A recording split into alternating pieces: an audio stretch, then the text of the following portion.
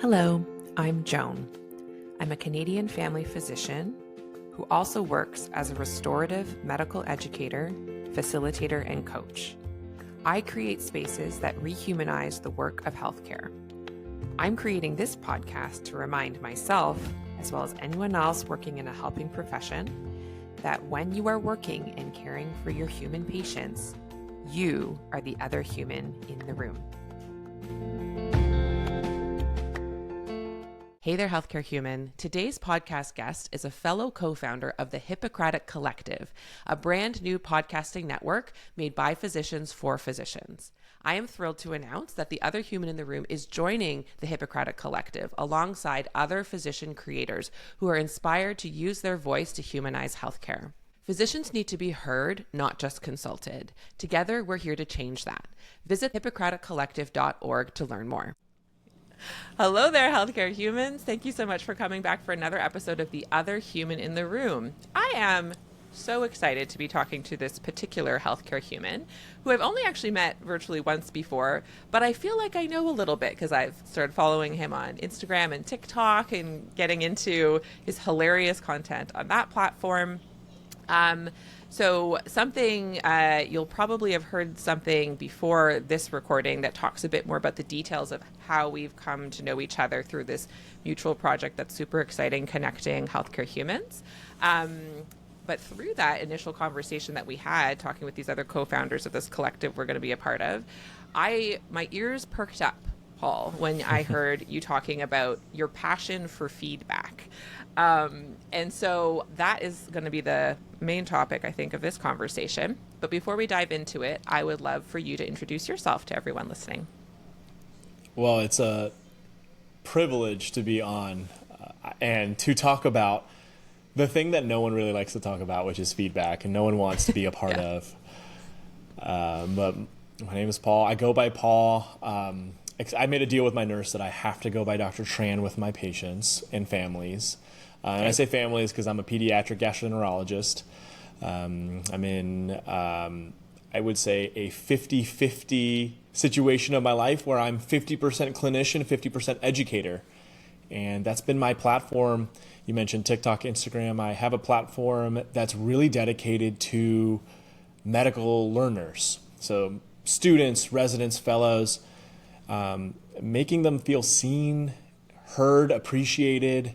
And my mission is really empower and equip them. And I try to do that in every single piece of content that I do, whether it's entertainment or education. I try to address them. And I've been really fortunate to have some educational opportunities. I'm a co-director of a pediatric clerkship. I teach first and second year med students, do mentor and education research. So it's been a really cool start to my career. That's amazing. Yeah, I think the topic of feedback, the fact that you're so passionate about it, but like you say, like people don't want to talk about it. They kind of wish it wasn't needed. I probably not everyone, but lots of people, that's like the general vibe I've experienced as well. So like, you know, as a family physician, as well as an educator, so I'm faculty at my local university, and I just took on my first resident to be with me kind of full time this past year. Mm-hmm. And I noticed myself getting kind of like sweaty about, oh my gosh, oh no, I have to like give them feedback all the time. Yeah. And even though, you know, I'm a coach, I am passionate about education actually.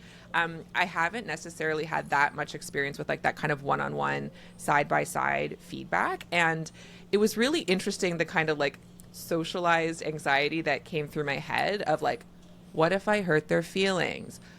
If I don't deliver feedback enough, I'm going to be the reason that they're a bad doctor.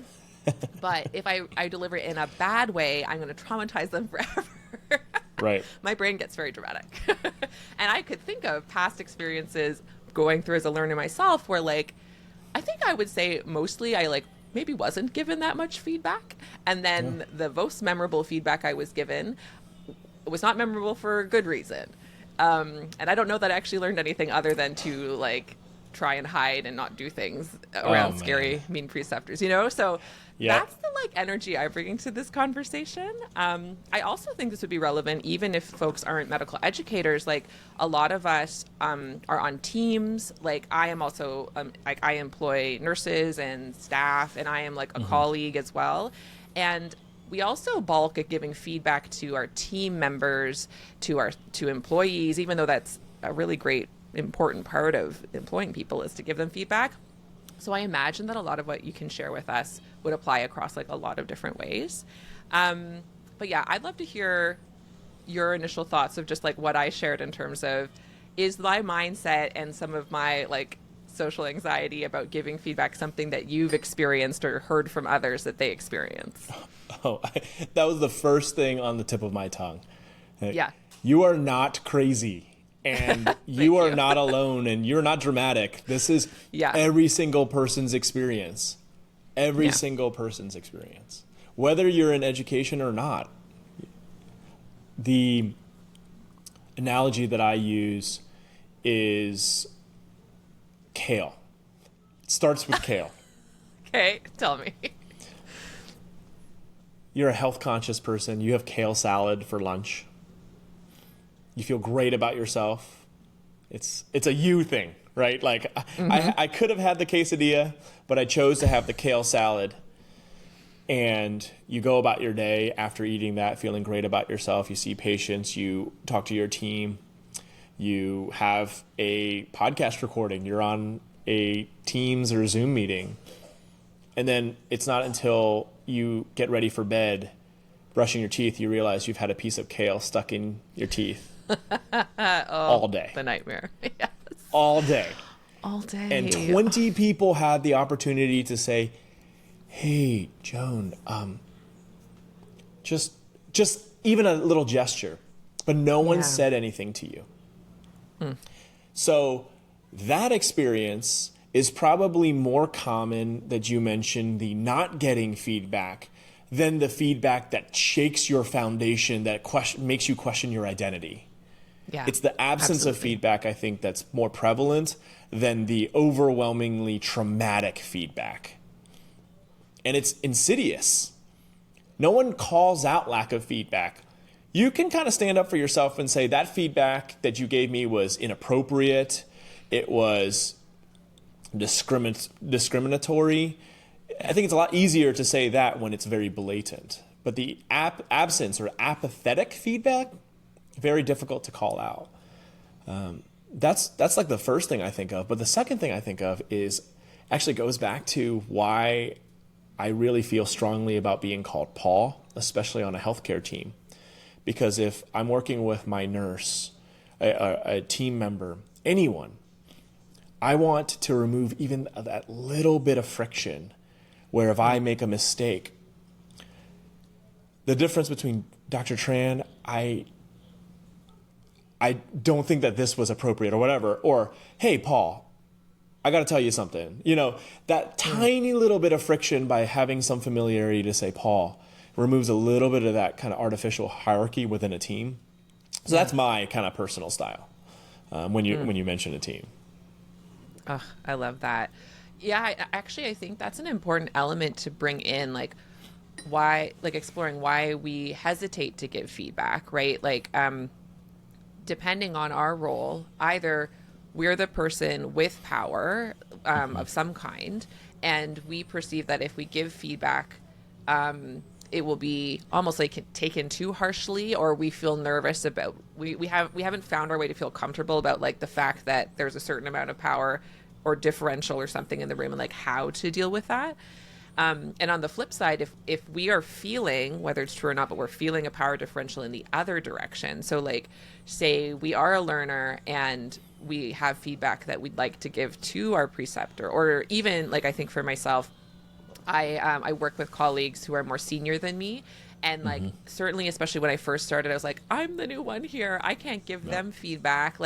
And I would feel nervous to do so. And so like kind of naming and finding ways to at least diminish the power differential. It sounds like that's one of your strategies that helps to encourage feedback. Hey. Yeah, it's called upward feedback in the at least medical education literature when you give feedback to a superior or someone who's precepting. And there's a lot of the obvious reasons why you don't want to do that, ramifications. I think the two things in one study that was done a couple years ago, where they interviewed residents, was really, I don't want to give feedback to someone who holds my future in the palm of their hand. Classic. And yes. I don't want to give feedback to someone wasting my breath when it's not going to change anything. So it's this fear of ramification and fear of lack of response, I guess. Yeah. Oh, that's so interesting. Yeah. So what would you say then? I think one of the best ways then to get over that fear that we might have, like if we recognize, right, feedback's important, right? Maybe actually speak to that. Why do you think feedback's important? Why can't we just keep going on the way that we're going now? Like what's missing? What are we missing out on? Because we're not taking the time to get skillful with our feedback. I think we are missing on the thing that's most important to me and my values, my moral code, even when I bring in my faith, it's kindness. To me, kindness is the most important quality. I have 3 boys, a newborn, and our family creed, my wife and I, while we were in the hospital, thought of one. And kindness is the most important value to us. We are kind with our words and our actions is kind of the first line of that. And kindness is mistaken as niceness, or they're not interchangeable. Yes. They are definitely overlapping, but it's a rectangle square situation. I think a lot of people think, oh, I want to be nice. And it's actually in the literature called niceties or politeness concepts. I want to be nice. So, Joan, I'm going to be nice and say good job and say good job. Whereas kindness, I think, is very important. And kindness can be honest. Kindness can be candid. Kindness can be like, hey, you made a mistake and I need you to be accountable for it. But here's how I'm going to help you improve. Here's why it's so important that you are accountable for this mistake, this accident, whatever it is. So I think we miss out on opportunities to be kind and to serve other people if we don't give feedback. I think we miss out on opportunities to just improve communication and build that flourishing team. A team should have its own back. Like each member should be supporting and watching out for every member of their team. And I think if we can't give the feedback, that communication lapse is actually detrimental to team cohesion and function. So those are 2 things. And then you mentioned coaching. I think for me, when I think about coaching, a good coach knows how to help their coachee, their client, their student, see their own blind spots. We can't recognize our blind spots. Like I think unconscious incompetence. I don't know what I don't know or can't do.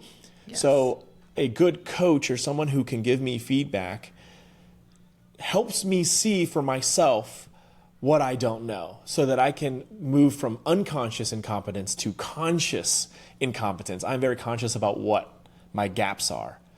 They don't have to help me fill the gaps. I think they're just helping me self-realize what my gaps are. And then I can move on my own towards addressing those gaps, whether I need help or not. I think those are the 3 things I think about when you miss out on feedback. And I'm sure there's lots of other things that we're missing out on or we could really benefit from having better conversations. I think you're just really highlighting how like it's an essential part of being in relationship with whatever relationship you're having, whether it's like, mentor-mentee relationship or a staff member or colleague. I mean, even patient, clinician potentially in terms of feedback that can be given. Like if we think holding our tongue is how you maintain the relationship, over time that's going to build up. I know for myself, like as an employer, I've learned, you can be like, oh, it's probably fine. Oh, it's probably fine. But then what happens is over time, then suddenly you've reached your breaking point and maybe you're more likely to deliver feedback in a way that's less ideal in terms of like out of frustration, or even if it's done calmly, if you wait for the year mark when you've literally not given any other feedback along the way, the person's going to be blindsided, and we've missed out on all those opportunities for them to actually learn and grow along the way. So the more we retreat from it, the harder it gets. Plus, we also don't have practice doing it, so then we probably aren't going to be as skillful at it, right? So that's right. It's probably practical better to dive and in. Purposeful. Yes. Oh my gosh. Exactly. As I've practiced doing it more, I've noticed that it doesn't have to feel so scary. One of the things I would love to know if you have thoughts on is like, if you think about, and in some ways, whether it's like diffuse or like facilitate some of like the shame-based ideas that can make feedback feel really tricky. So an idea I often see that like learners or people who are still learning, which is literally everyone, like being told you've made a mistake, depending on that person's like what they have heard before about what mistakes mean about them as a person, like can feel devastating. Anyway, like even if you deliver it kindly, if someone's like, I'm not allowed to make a mistake because of my past experiences, that can still like pack a punch, if you will. Yeah. Have you encountered that? And what are some of the ways that you kind of think of and manage this idea that this really inhuman, shame-based idea that we're not allowed to make mistakes, we're bad if we make mistakes, we're failures if we make mistakes, like that kind of thing? Yeah. I promise this is not the approach that I take with my learners, but the first thought I had was actually my son, my oldest son. So it's not a paternalistic parental relationship, but again, I shared that we say above all, we need to be kind. That's our family value. Well, I think one of the things that my wife and I have really tried to do is speak identity into our son. Our oldest is 5, very conscientious. He is a incredibly emotionally attuned person. He can read emotions. He can see emotions on someone's face or in their words and just know exactly, but he takes on some of that emotion. Yeah. And what we say all the time is when he does something like mimic his younger brother, the toddler little blurts out something rude, we say, Jack, you're very kind. And what you said just now was not kind. But you are a kind person. So do you know how that's wrong, or do you see why that's wrong? Yeah. And I think that has really been important for us to be able to acknowledge that this does not define you. This mistake, this incident, this event, however egregious, is not your identity. Yeah. And I think a lot of that mindset applies to things outside of feedback, right? Like how many of us fail an exam, a board exam or the MCAT, or like bomb something, and that our identity is like, I will never be a physician. I will never be a board certified blank. I mean, we take that on. It's a kind of like the medical personality, right? Yeah. It's so deeply ingrained that that making mistakes is outside of what is an acceptable part of our identity as physicians. And you kind of get it in that, of course, the collective goal is to make as few errors as possible. Especially that impact patients, of course. And we are human and we are learning. And even if we're at the top of our game, errors will happen, surprises will happen, flukes happen, right? So how do you talk about mistakes then with your learners directly? Well, I think the mindset is progress over perfection. You can strive for perfection, but you should expect progress, I guess. Or maybe the other way around. But I think the number one thing is acknowledging that, well, just from a mathematical sense and semantics, that words do matter. Mistake tells me intrinsically or inherently that it's an exception. Because if you're making mistakes all the time, right, that's a problem. So that is now, that's like you. If you're making mistakes the majority of the time, something is very wrong globally. But but when I say mistake, you 90 to 99% of the time are like this. This was erroneous, anomalous. This was exceptional. I think that is a way to say, this is something that is, I want to be a one-off. And how do we progress from here? So one of the ways that I like to do it is, again, speak identity. Hey, you are usually very diligent. One of the things I've really appreciated is how on top of things you are. And you really missed some things today. Tell me about that. Is something different? Yeah. Is there something I can help with? Point it out. And it's not the feedback sandwich. It's not you are good, but you did bad, but you are good. Yeah. The sandwich. That's a classic. The sandwich sucks. Actually, there's a study of third-year medical students. They examined the traditional sandwich, good, bad, good, or praise, constructive praise. They examined the open-face sandwich, constructive criticism, and then praise, and then they just did the naked sandwich, which is essentially just constructive criticism. Yeah. And interestingly, medical students thought that perceived that the sandwich was better. They perceived that the more breading there is, the better tolerated the feedback. That was their perception. But when they looked at actual assessments, it didn't change outcomes. So the perception is that, this feedback is more effective, it's more tolerable, but it's actually not effective. It doesn't change how well the message is received if you're sandwiching or not sandwiching. Is that what you mean? I guess it is. I guess the kind of addendum would be it is received better, but it's not implemented, or it doesn't affect change any better.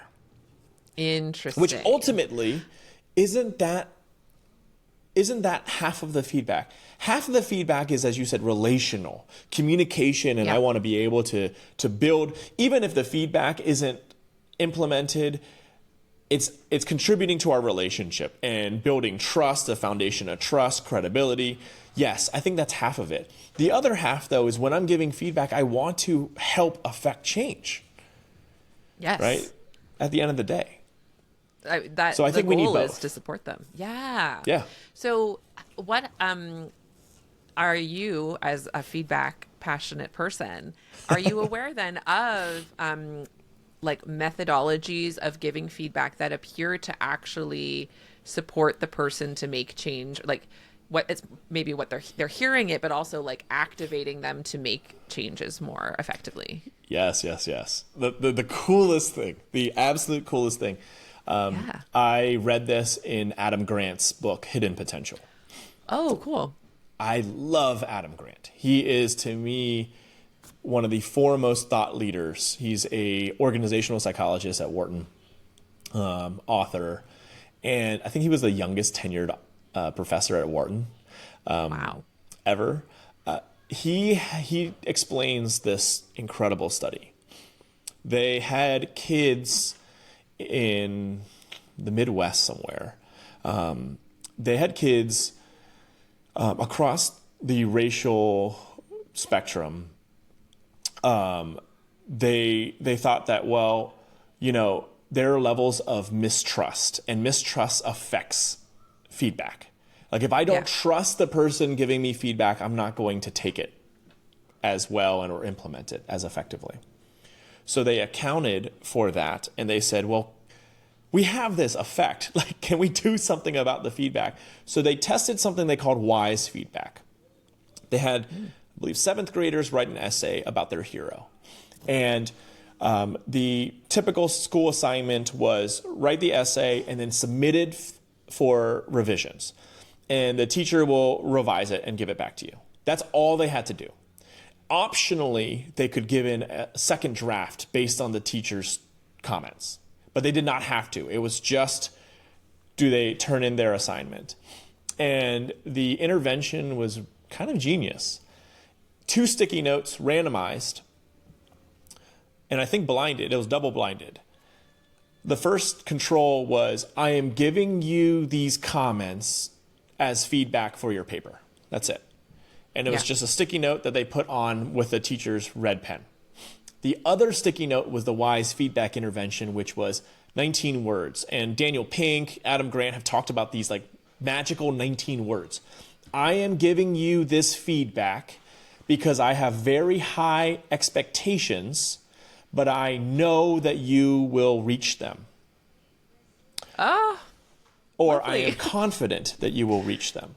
And what did they find? They found that the students who got the wise feedback, regardless of race, were more likely to turn in a second draft. So they were more likely to engage with the feedback. Yeah. But that's not it. The second part was, not only were they more likely to turn in, objectively by a rubric, they were better. The people who turned in the second draft were better when they got wise feedback. So it not only affected the engagement with the feedback, but it actually affected change. So wow, that blew my mind. Because like the thought is that, like, again, all these studies are perception, right? The recipient perceives better. Oh, the sandwich is so nice. Oh, like, oh, Dr. Tran is so kind to give me feedback. But does it do anything? Yeah. This changed and caused them to actually improve. I also wonder, I maybe not in that study, but like, if someone said that to me, I would also feel good. Like, I wouldn't then be like, what a meanie. Like, that to me, in some ways, it's a I don't even think it's a compliment or praise, but like, it's an affirmative, encouraging, coaching. Like, it's speaking to your belief in the other person to grow. Like, to me, that can also absolutely be a relationship builder, but that actually isn't just to soothe, but is to engage. But like, it still feels like a very like positive relational thing to say to a person. Did they like look at perception of the teacher? You know? Yeah, I don't know. I didn't look at the discussion as much as I should. But when you say that, I think to myself, it's promoting, not placating. I'm not just placating you and saying you did, like, here's your feedback. You did great. Good job. Yeah. There's nothing meaningful about it's almost good like job, I'm investing in you. Hey, I have high standards of you. I have high expectations. But I also promote, I encourage, I empower. But the reason, it almost is like intrinsically in there, the reason why is because I know that you have the potential for better. I know that you can do better. Yeah. I'm confident that you can do better. And then I think to supplement that feedback, and I'll help you get better, right? You're not just by saying own. this, but I'm going to help you I'm going to help you meet those high expectations. Yeah. Oh, that's beautiful. It's really cool. Then, so after reading that, have you, been experimenting with such approaches with your learners? Like, what does that look like for you? Has that changed how you've been giving feedback? Yeah. I tweak it slightly, and I kind of do it in a way where they know. Like, it's kind of like with a wink and a smile. I say, okay, hey, do you want to be good enough? Are you okay with being good enough? And that's kind of the wink. And they're like, no. I was like, so what do you want to do? What do you want to be? Like, what kind of doctor do you want to be? What kind of endoscopist do you want to be? I want to be great. Okay. You want to strive for better. Good enough is not good enough for you. You don't want to just be like, my doctor's good enough. They're like, no, I want to be really good. I want to be excellent. Okay, great. Start there. Start there. We are now on the same page. Because and if people kind of look at me, and sometimes it doesn't land right away. And I'll just be like, well, if you, and I kind of step out of the conversation a little bit and I get a little meta and I say, the reason why I ask is if you want to be good enough, what you're doing is probably going to get you to good enough. I can give you feedback. I can help get you, to where you want to go, but it's really where do you want to go? And it's eliciting a little bit of their goals because some people don't want to be excellent in that domain. And these are domain specific, right? Yeah.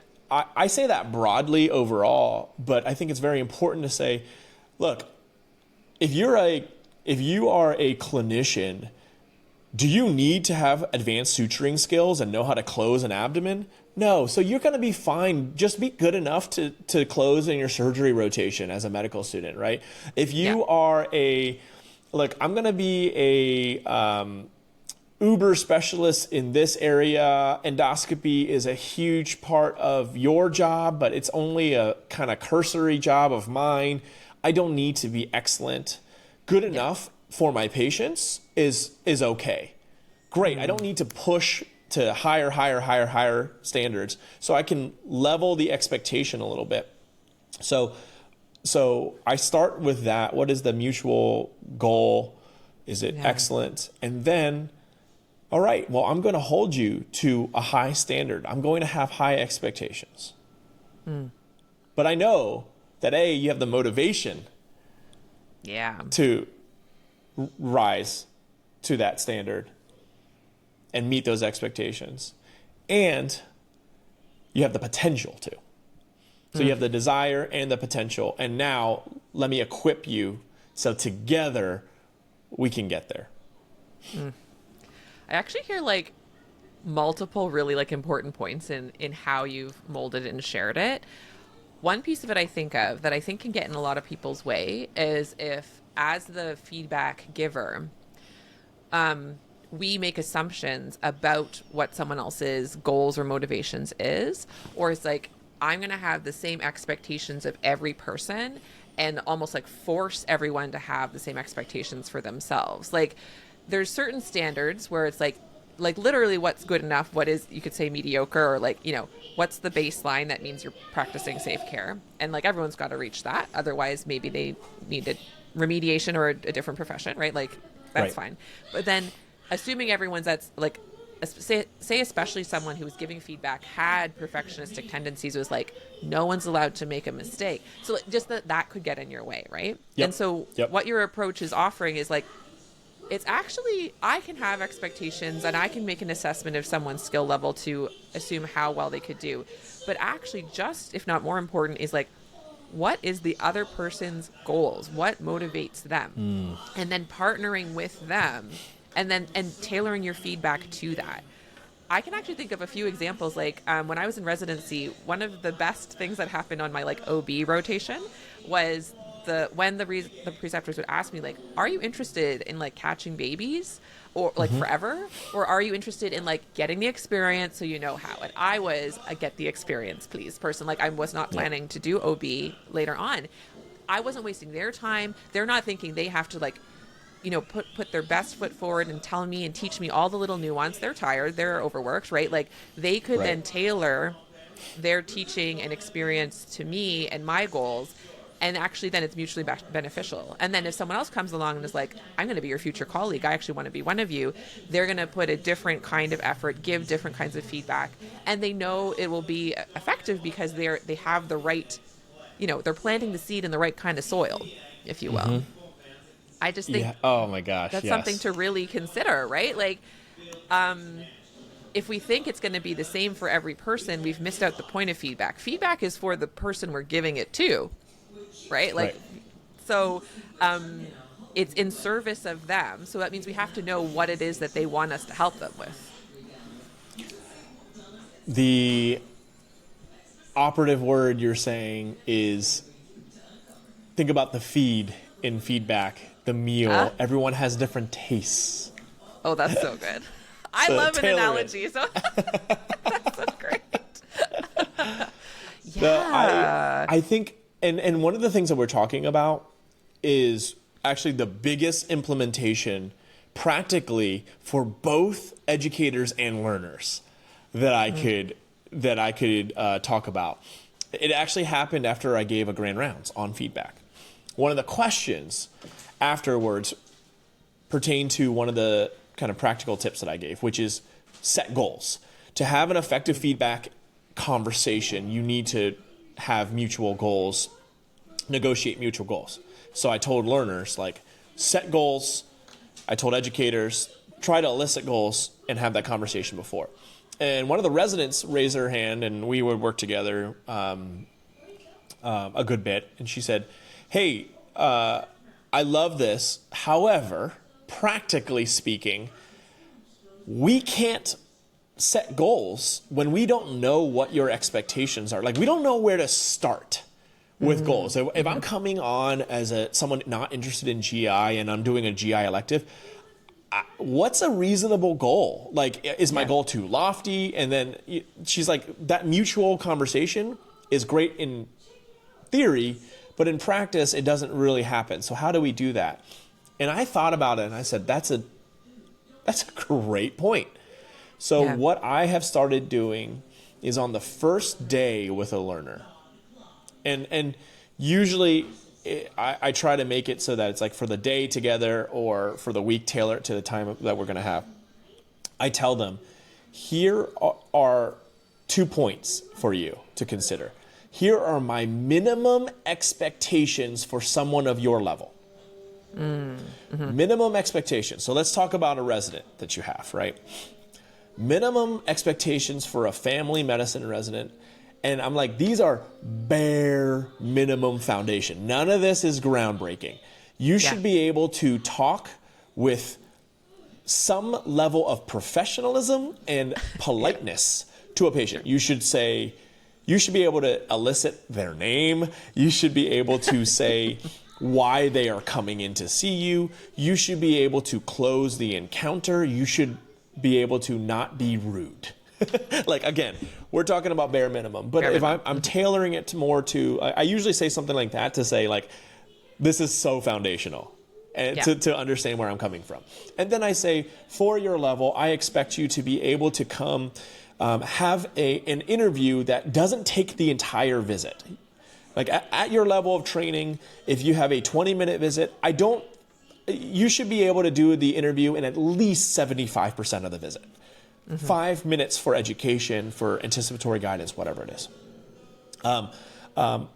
I think that you should be able to present to me in a SOAP format with some logical flow. Yeah. And I think that you should be able to both verbalize it and then document it. And that's it. Foundational. So I say, is that fair? They're like, yeah, I mean, duh, right? Usually it's so foundational, that's not a surprise. But I'm like, is that fair, or am I missing the mark here? Right, yeah. That's the first step. But then I say, let me tell you what an exemplary resident looks like. Let me tell you the exemplar. Now, this is not an expectation, and I clarify that. This is not my expectation of you. This is just what I see collectively from really exceptional residents. They are anticipating step A through D. This is my plan for today, but if this fails, I want them to come back in a month, in 2 months. If this is my next step, they're thinking about that. They are someone who owns the patient, as in they are saying, hey, you know what? I'm going to go ahead and schedule the call or the follow-up. I'm going to go ahead and send them out. The paperwork's already done. I already talked to the social worker, whatever. They're kind of all the things that I could help with, they're already doing or putting into play. And the exceptional residents are not waiting for me to talk to the patient when I staff. They have already run through every single thing, and they're like, hey, this preceptor is going to come in, and they're just going to wave, ask you if they have any questions. Right. And then the last part of that is, when you hear that, is there any of those things that really stands out to you? Any one of those that you really want to work towards? Anything, any one of those facets that you think, oh, I want to be that, but I'm not there yet. And that's how we start our goal setting. So expectations, exemplar. So it's like the E's. Expectations and exemplary first, and then elicit goals. Yeah. And then the encounter, and then entertain feedback. It's gotta have another E. Yeah. But you want to, I want to make it a D, like debrief, right? Like that, just as in, like, I just love how much this approach, it requires that like initial foundational building, but that's the piece that like people are like, like often by the time we get to feedback, because we haven't built the foundation, we don't really have the relationship, and then it's just all like, you did this wrong, you did this wrong. Perhaps they were like, I didn't even know that was an expectation. Like literally, I would never have guessed, and like, That's right. So this way, everyone's clear on the parameters in which they're expected to be working. And so that means they won't be shocked if they're actually operating outside of those parameters. There'll at least be some kind of conversation coming. Not that you're going to shame them and scream at them, but being like, hey, so remember how one of the baseline expectations is this? Documentation. I'm noticing that you actually have several open charts and you haven't documented. Like, so what's going on there? Let's talk about that. Like, because we've already established it as an expectation, is how can I support you with that? Again, it's still not like shaming or making them feel bad or anything like that, but you've already established that this is something that was meant to be a mutual goal. So then it just makes the problem not them or you, but something you can like work on together.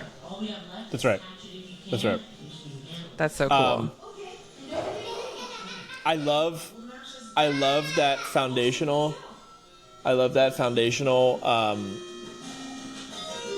Do you need to pause? 1 second. Yeah. 1 second. Just now it's getting my a little toddler loud. has his TV volume on 1,000. I'm like trying to even hear myself think. Because before it was just like background noise, but then it like suddenly it was like there's a party happening.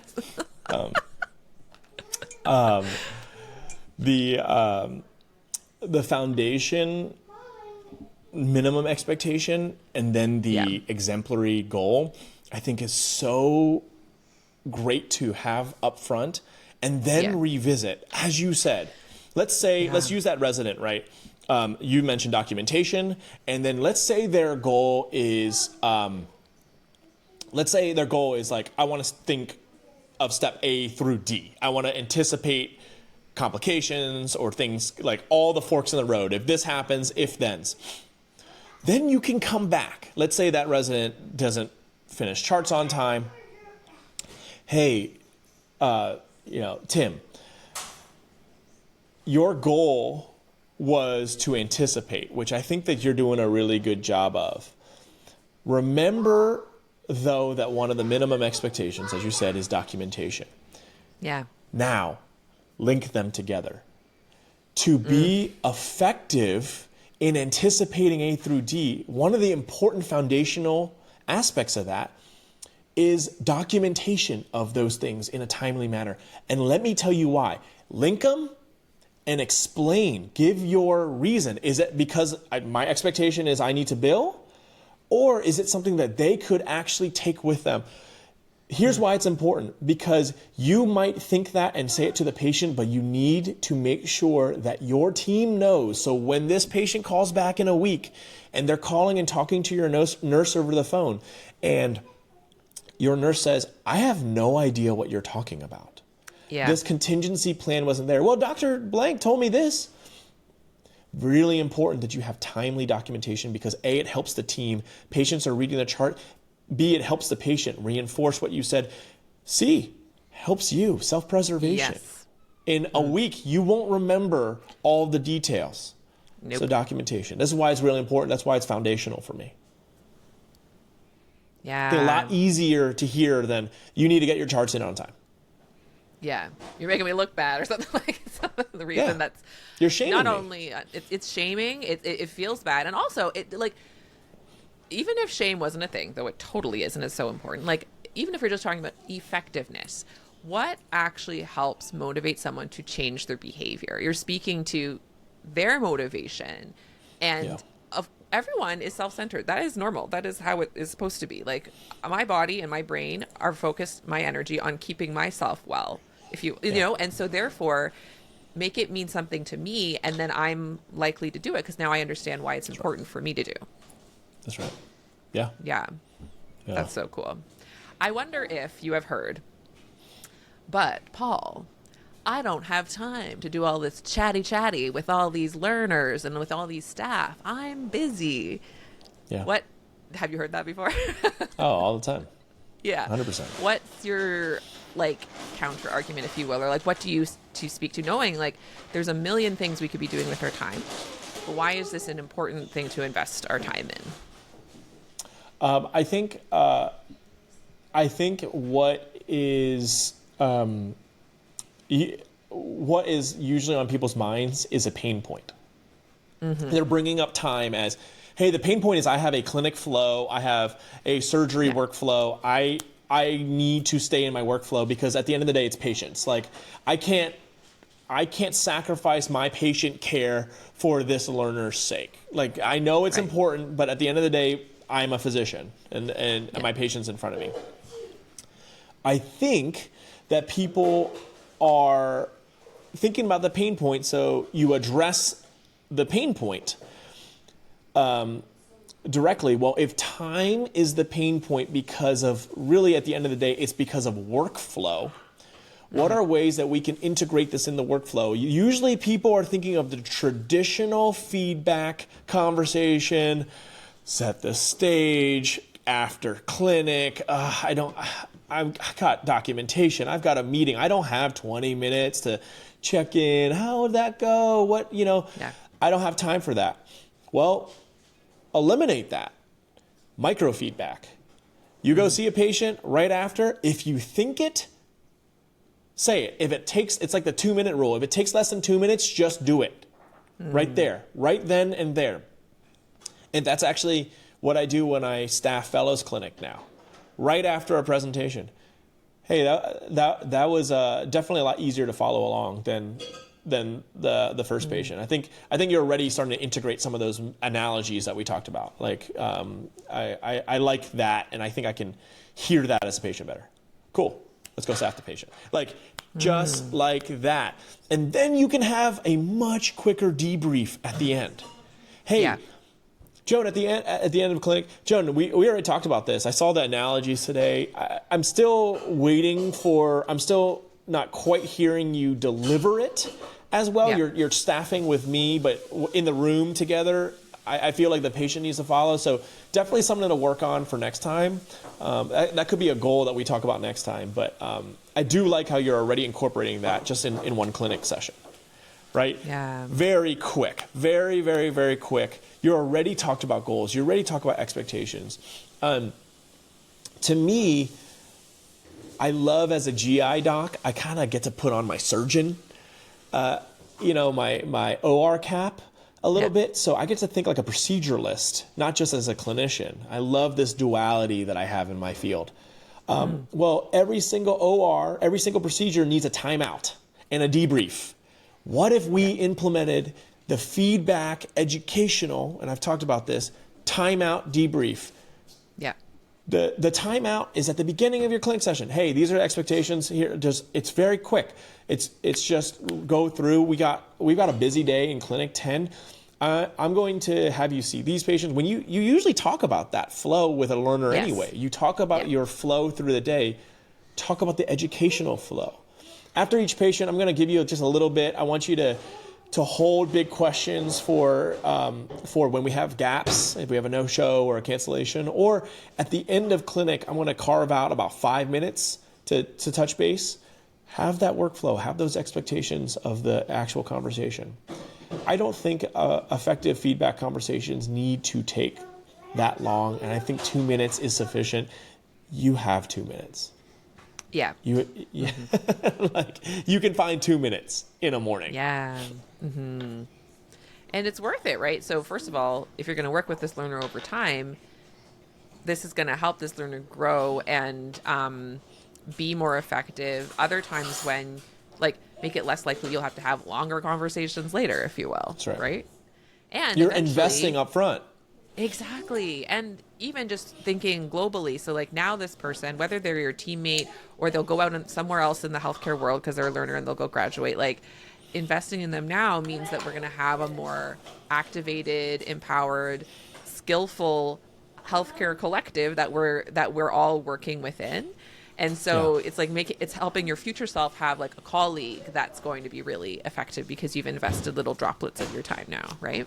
That's right. Treat learners like they are the future colleagues, the future consultants, the future people who will consult you. Treat people like where they're going and not where they are. That's good. Did someone else say that? Otherwise you should like put that on a t-shirt.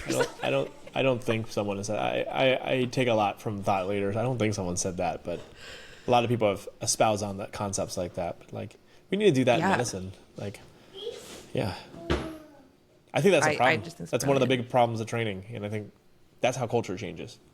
Yes, because we are like these learners. They're just like little. Well, I remember as a learner, you'd feel like a little like scut monkey. You just feel like you're serving the big master. There certainly were preceptors who viewed me as like, you're going to be a doctor. You're going to be a doctor, or like you're a doctor now. You're in residency. You are my colleague already, and I felt the difference when they were treating me as like either a future peer or like literally a peer, that they just have more knowledge than me. It was a completely different experience than someone who's like, you are my minion for the day. That's not teaching. I don't know what we think that is, but not my preferred approach. It's task giving, not teaching. World of difference. That there's a difference, and we're going to go full circle here, because how do you incorporate that in just approaching a conversation? How do you and approaching that level of discomfort? Yeah.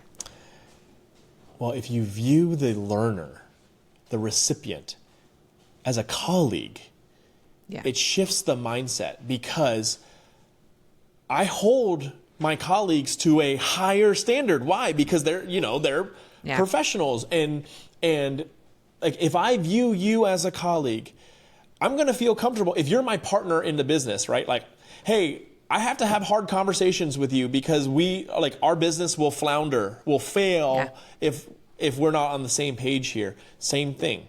So one of the ways that we can approach learners is we can more confidently talk about those high standards and expectations. But also, I think one of the things I've said is, I don't want a night alone, like a night where you're alone and getting this call, to be the first time you think about this, or the first time you hear about this. Yeah. Hey, buddy. You got a little glass of milk there, or something. I think I've heard mentors do that to me, and I've started implementing that. I don't want this first call a year into being an attending for you the first time to deal with this emergency. I don't want you to go into your career and not get feedback and not hear that you do this. I want to point this out in kindness, because I care about you and I care about how good you are. I want you to do this. I want to invest in you. And then I've also put a lot of, that's actually how I teach. I do what's called situational awareness. I do a lot of, you have a patient, you get called about this, a nurse pages you about this. What do you think? What do you do? Put them in the scenario. It's like verbal simulation. But I'll say a lot for feedback too. Like, you are so close. You're so much closer to being alone than starting your journey. And by being alone, like, you realize that you're never truly alone. You have mentors you can reach out to. You can always reach out to me. But I won't be making the decision for you. I'll be giving guidance, but I won't be making the decision. Yeah. So let's assume now, when I'm here and it's safe, you make the decision. What are you going to do? Or you need to make a better decision, or you feel uncomfortable with the decision. How can we help you with that decision now, when it's safe, rather than later when you are losing sleep for a month because you think you made the wrong decision? And giving some of that future thinking, that empowerment of like, hey, I'm thinking about you in a month, or you in a year, or you in 3 years, rather than you right now. That's, I think, how we can incorporate this future colleague idea. I love it. I feel like that in everything you've said, like that Adam Grant study blew my mind. And then building on that, like the way of thinking in this future colleagues, like I think that has just permanently shifted how I think about feedback. So thank you. Oh, that's and I'm sure awesome. I won't be alone. Because like, you know, you just get in your head and you're like, they're going to feel sad or I'm going to be uncomfortable. But like, yes, emotions will happen. People might have reactions, who knows? And like, why is it worth it to work through those? Why does that mean we don't have to shy away from it? Like, why is it still important to find a way through? It's because they are our current or future colleagues. These are people that we will rely on and they will rely on us. And like, it just really activated the concept for me. So thank you. Of course. Yeah. Lovely. There's a study, I think it was at the Brigham. I think it was the Brigham and Women's Psychiatry Residence. I might be quoting the wrong study, but they asked, it was a qualitative study where they asked what was the perception of the interaction, the feedback interaction. And one of the themes that they found in this qualitative study was that the residents are less likely to value or implement the feedback when they feel like the giver doesn't see them as a colleague, doesn't treat them as a colleague. They're just like, well, then it matters less to me. You're less invested in me. Yeah. That was one, and it was like, how well do you know me as a person and a professional? What are my goals? So again, all of this incorporates, and we've talked about a lot, yet the conversation doesn't have to be like modular. Like, we are now moving from the mutual goal setting expectation to now goal setting. No. Part of our programming. It can feel very natural. Like, it is just getting to know someone and caring about them as a person. Yeah. Basically. Okay, I could talk to you about this for like another hour, but I try and keep these to an hour, so I'm going to wrap it up. Thank you so much. This has been like such a rich conversation. I feel very empowered to kind of, if in some ways, be more explicit with my feedback, as in like really think about like that clear, kind, specific feedback that is meaningful to my learners in a way that I'm really excited to like do with even more finesse and intention. The last question I ask I guess two questions. So one would be, if folks want to find you, there's going to be a new place they're going to find you and me coming soon, but beyond that collective space, where can folks find you if they want to follow you, see what you're up to, and maybe talk a bit more about like who your primary audience would be for those spaces? Yeah, my platform on TikTok and Instagram, it's easy. Elementary school. Where does that come from? Elementary is GI tract, and then school, because me as an educator, like, I thought it was a fun pun, but elementary school is Instagram and TikTok. That's my audience. There is primarily the learners, students, residents. I mean, it's generational. That's where generation is. The content that I want to produce on YouTube, long form content, and whether video podcasts coming, and my newsletter and my website are more this educational insights, and talking more about, from a serious standpoint, less entertainment skits, and more educational, like, well, there is a problem that you clearly delineate in your shorts. What can we do about it? Or how am I empowered as a learner? So YouTube, elementary school. My website is theelementaryschool.com. And I have a new Substack where I have a newsletter, which is elementary school at substack.com. And I think the name of my newsletter and will be my video podcast too is Advance as Tolerated, because we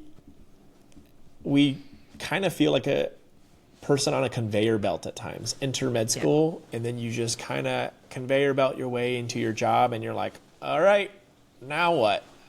I hope I got equipped correctly on the way, or adequately on the way. And I think if I can help provide learners, especially, or my peers, with insights, advice, tips and tricks, just anecdotes that help them advance, whether through medical training or into their career, in a easily digestible format, then I think I'm really staying on my mission. And I think that's those are the places you can find me, and stay tuned. I love it. That's also like a pun about scopes, though, right? Like, oh yeah, it's part of my professional contract. Like when I became a pediatric GI doc, was like you have to insert at least 2 to 3 puns into conversation or practice in a given half day session. I think that is an obligation. It's like in your rider, if you will. That's great. Absolutely. So good.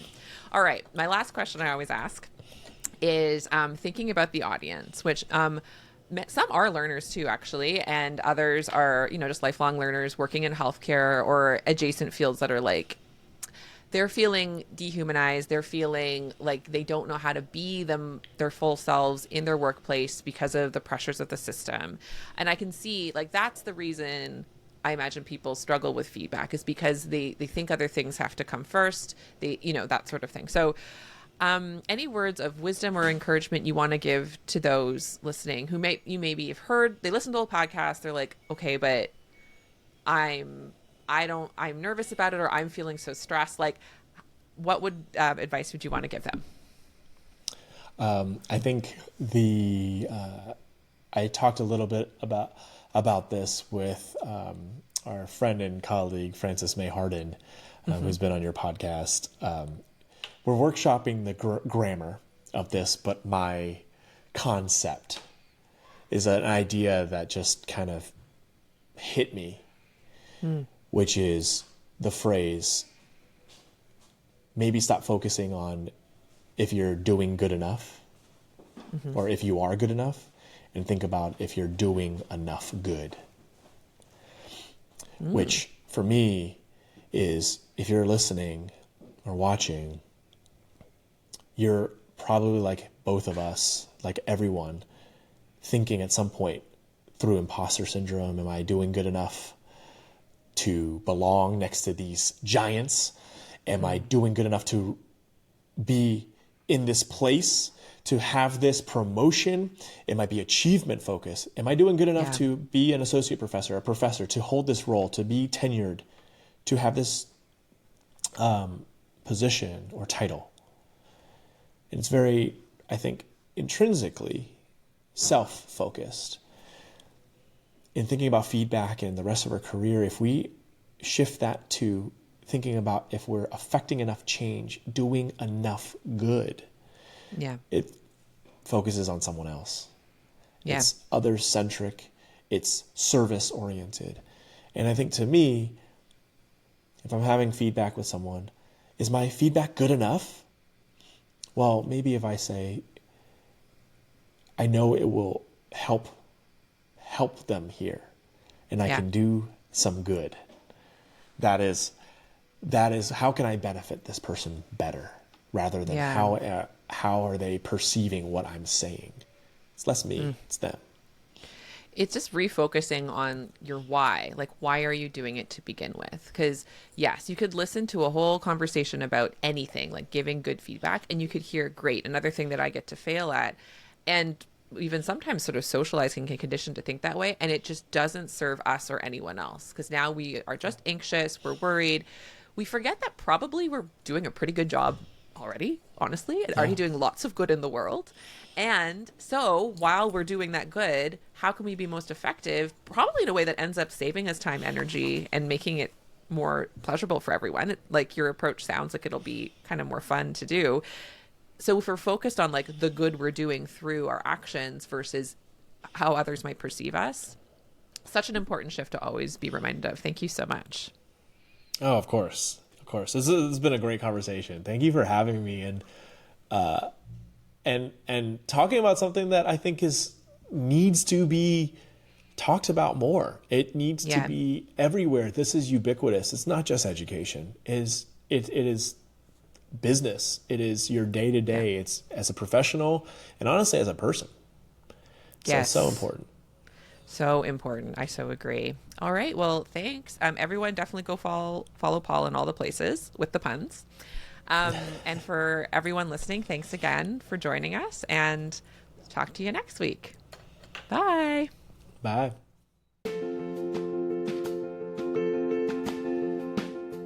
I would love to take this work deeper with you. Visit joanchanmd.com today and discover my growing menu of options for restorative medical education to suit your learning needs. I offer one-on-one coaching, customized workshops, and self-study courses that allow you to connect not only with my work on a deeper level, but also with other healthcare humans just like you. So if you want to start humanizing your work in healthcare to a deeper level and do it in community with others, please visit joanchanmd.com and find those options and what fits you and your life today.